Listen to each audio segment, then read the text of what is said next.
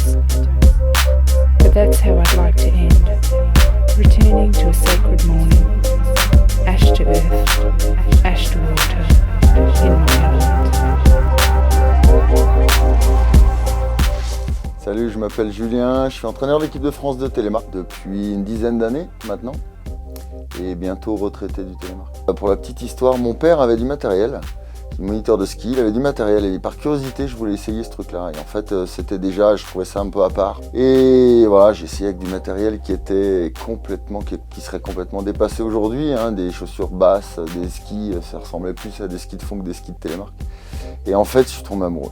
Simplement. Je suis monté dessus, j'ai fait quelques pistes, j'ai eu mal aux jambes, je suis tombé 25 fois et puis ça m'a fait marrer et je ne l'ai jamais lâché. Ce qui me fait vibrer dans ce télémark, ce qui m'a fait vibrer déjà à cette époque-là, je crois qu'on parle toujours de sensation de liberté avec notre position de talon se lève. Je crois que c'est juste ça en fait. Et après, techniquement, je crois que tout est fin, tout est très fin. L'angulation en ski alpin, on voit ce que c'est, ok d'accord. En télémark, c'est hyper pointu, ça se voit des fois pas beaucoup, puis finalement elle est là. Ma volonté, c'était avant tout de créer un collectif. Donc ça se fait pas du jour au lendemain, c'était hyper important pour moi. On est dans le sport individuel, mais on est en équipe, c'est une équipe. Et puis d'essayer de varier un petit peu les entraînements. On se cantonnait je trouvais qu'on se cantonnait à travailler énormément la partie géant. Puis du coup, la partie saut, la partie ski de fond, ces choses-là, peut-être qu'on les a mis un peu de côté. Donc mon travail a été de faire comprendre que oui, en géant, on peut s'entraîner fort et puis gagner éventuellement une seconde. Par contre, en ski de fond, on peut peut-être gagner 2 à 3 secondes. Et peut-être c'est ce qui nous manquait.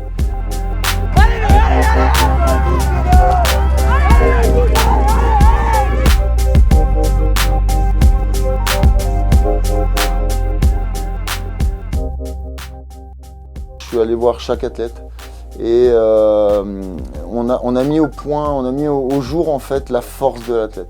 Et l'idée ça a été de travailler pour renforcer et vraiment de mettre cette force en avant.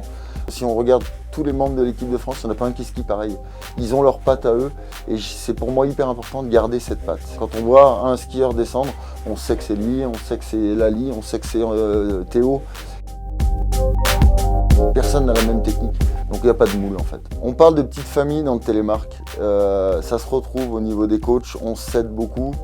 Je t'avoue que quand tu as la perceuse dans les mains et que c'est toi qui traces la course, la première chose c'est de tracer pour tes coureurs. Et si on peut mettre en avant les forces de nos coureurs, bien sûr qu'on va tous le faire. À côté de ça, je pense qu'on a tous à l'esprit, quand on a la perceuse, de quand même essayer de proposer du beau ski. L'idée c'est que nos coureurs ils prennent un plaisir énorme à faire les manches. Alors je fais plein de conneries, comme tout le monde. Tout ce que je fais, je le fais à 200%. Ça prend un peu d'énergie. Donc voilà pourquoi j'ai décidé d'arrêter en cette fin de saison. Autre chose, c'est vrai que je pense que pour le bien de l'équipe, c'est bien d'avoir des nouvelles idées qui arrivent. Je pense que ça fera grandir l'équipe. Après, ce qui va me rester, c'est énormément d'émotions. J'ai besoin de ces émotions que le sport nous amène pour vivre, je l'avoue. Après, on a eu des moments difficiles, on a pleuré de joie, on a pleuré parce qu'on était triste et puis qu'on n'y arrivait pas. Et voilà, mais j'ai vu des jeunes qui n'avaient pas forcément un très très gros niveau en ski alpin, puis finalement ils sont arrivés à gagner les Coupes du Monde et des Globes. C'était des belles années et je regarderai que énormément de bons souvenirs et une grosse fierté de ce que l'équipe est devenue.